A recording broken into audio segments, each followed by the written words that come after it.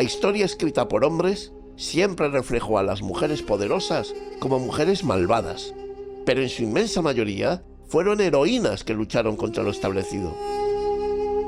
Mujeres cuyas acciones, aunque controvertidas, cambiaron el curso de la historia para mejor. Heroínas o malvadas. Búscanos en tu reproductor de podcast favorito. ¿Nos acompañas?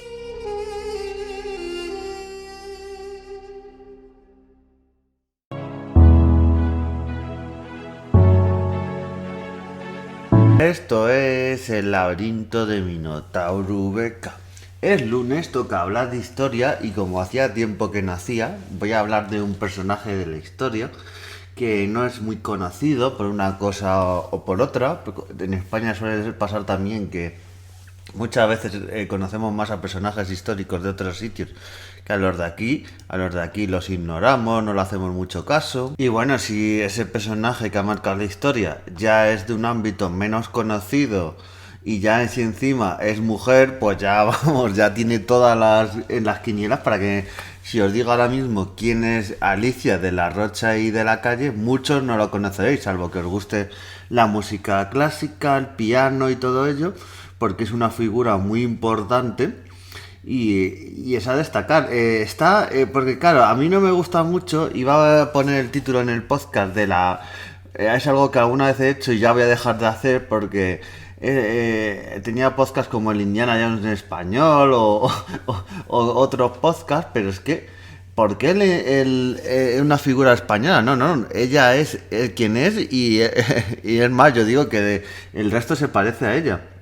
Y a veces en algunos foros de historia o en algunos foros de música yo he escuchado el apelativo de la Mozart española, a Alicia de la Rocha y de la Calle, por esto de que empezó muy pequeñita.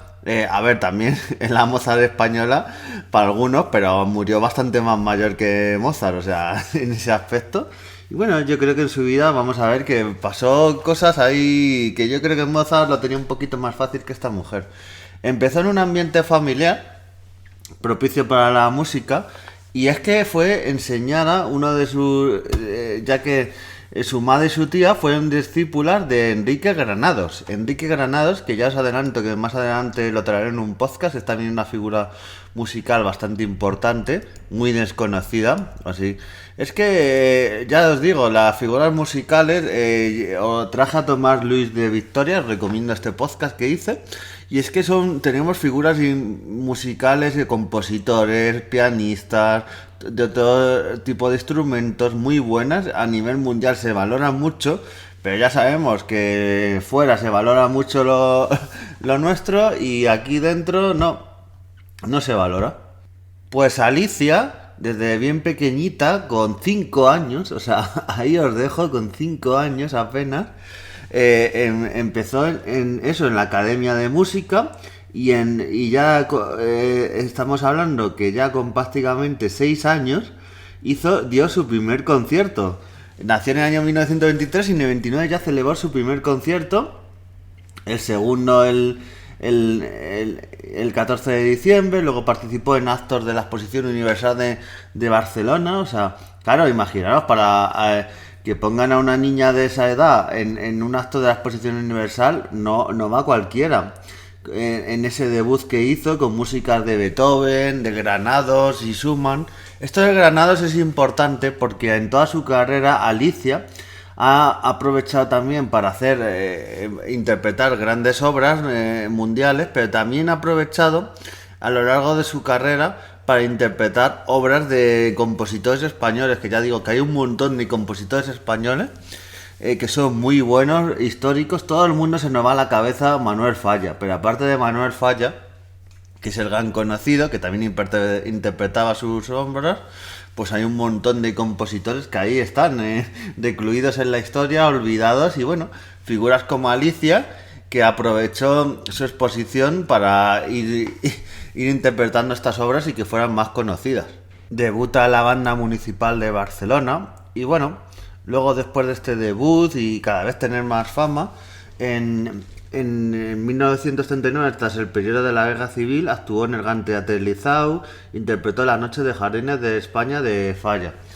Pues en la Guerra Civil no he podido ver mucho de... Mira que he investigado en muchas webs y en algún libro, pero la pasó sin pena de gloria y bueno, dentro de lo malo no fue como otros artistas o científicos o mucha gente que la Guerra Civil truncó su carrera o sus vidas en muchos casos, entonces en ese caso siguió adelante. Y a partir de ese año 1940, gracias al apoyo del pianista Arthur Rubinstein, un artista conocido también de manera universal, histórico, pues hizo un lanzamiento internacional, una gira que tuvo, y ofrecería su primer concierto en el extranjero. Y así empezaría una gira por todo el mundo, por Estados Unidos, por países de Latinoamérica, por países de Europa. En 1954, Alfred Weinstein le propuso hacer una gira con la Orquesta Filarmónica de Los Ángeles, y como digo, en esta época es cuando debuta en Estados Unidos, y a partir de esa fecha pisó las salas más importantes de Chicago, Nueva York, Los Ángeles, otros países, y sin embargo en 1968 actuó en el Carnegie Hall en Nueva York, recibiendo los más grandes elogios. Claro, es que estamos hablando de Los Ángeles, Nueva York, Chicago, en otros sitios donde iba actuando, y ahí no va cualquiera, ahí o eres muy bueno o no actúas. Luego más giras por el continente americano, más por Europa, por África, por Japón. Es que estamos hablando por unos países que, claro, ahora hay artistas que a mí me llaman la atención que enseguida se van a estos países, pero en esa época no era tan fácil.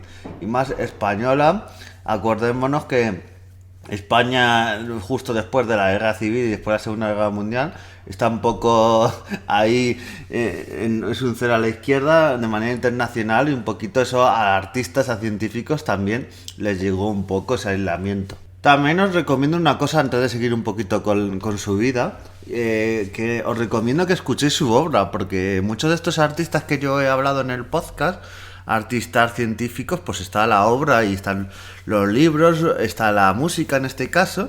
Y bueno, por ejemplo, hoy en día teniendo una plataformas como Spotify, Apple Music y muchas otras, incluso las bibliotecas públicas, como suelo decir yo, que tienen muchos CDs de estas personas, pues disfrutar de la música, disfrutar de todo lo que hicieron, que es lo bueno que tiene, por ejemplo, la obra de Alicia, que muchas se conserva sus CDs, se conserva su música, la podéis escuchar, y es que es una pasada. Tiene una obra tan extensa que a lo mejor os podéis tirar semanas, meses, años escuchando toda su obra, porque fue, claro, vamos, hasta prácticamente, como voy a contar ahora, hasta los 2000 estuvo ahí al pie del cañón, entonces tuvo una carrera muy extensa y muy prolífica.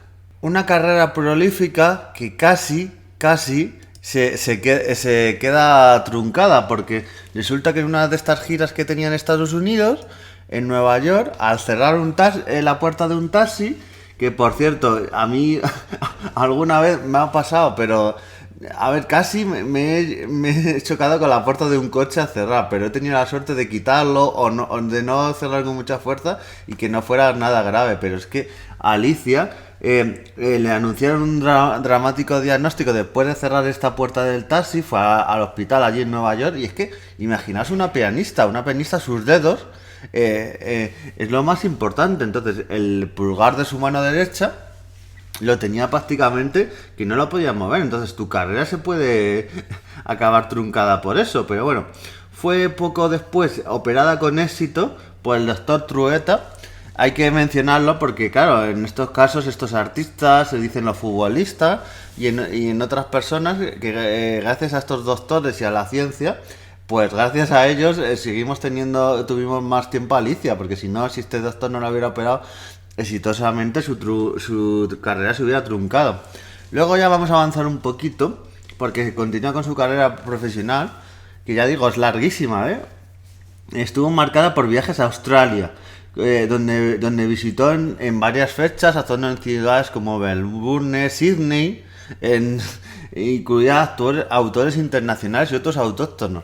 Yo les destaco esto bastante porque, claro, obras como de Carlos Suñaz o de otros autores Si no fuera por ella, gracias a ella, en el panorama internacional de la música de piano y de música clásica, estos autores son conocidos, entonces vale mucho la pena todo lo que hizo. Hitos importantes de su carrera en esta época, pues que tocó con la orquesta de Pittsburgh, una gira que es histórica a nivel, no digo a nivel de que fuera una española, sino a nivel de que ella, esa gira en ese mundo de Estados Unidos de la música clásica y a nivel mundial, es conocida, está en todos los repertorios de música de piano y de todo eso, dirigida por el gran André Previn y con 5 conciertos de piano, de orquesta de Beethoven. Es que es eso, era la poda de oro de como pianista de esta mujer, de su extensa carrera.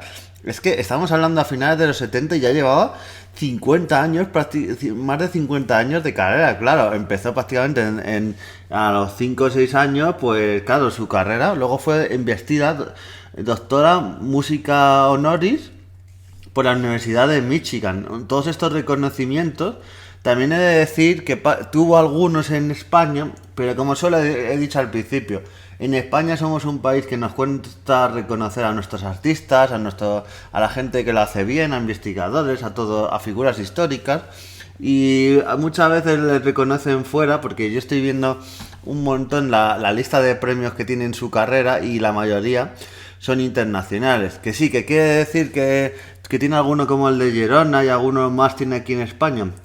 Quiere decir que fue sobre todo a nivel internacional y eso es muy importante, sí, pero aquí en España, ya digo, nos cuesta mucho reconocer y por eso este podcast quiere ser hoy un pequeño homenaje.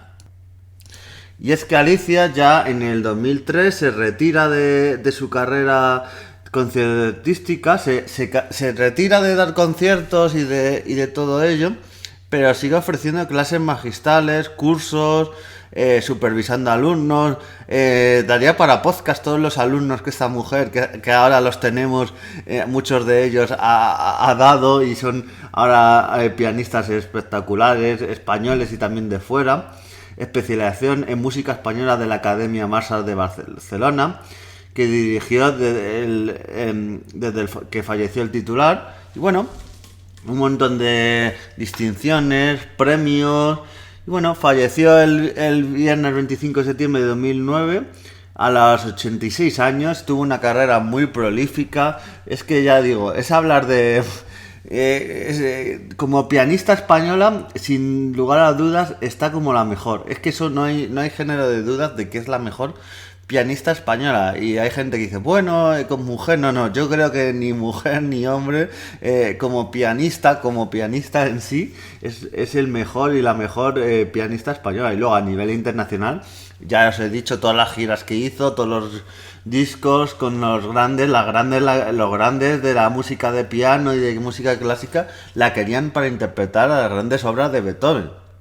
Entonces, ahí yo creo que ya está también en la pugna del tema de los mejores pianistas de la historia. Ahí no sé decir tanto porque mira que escucho a veces música clásica, me gusta, pero no os podría decir. Pero bueno, ahí está Alicia, una figura súper importante de la música y que muchos de vosotros, Alicia de la Rocha y de la Calle, os recomiendo que escuchéis su obra, que la escuchéis porque os va a encantar. Yo a poco que he escuchado algo de su obra, de sus discos, dices, madre mía, pero qué arte tenía en los dedos y cómo movía esta mujer. Lo que hacía era magia. Así que os dejo con la figura de Alicia de la Rocha y de la Calle.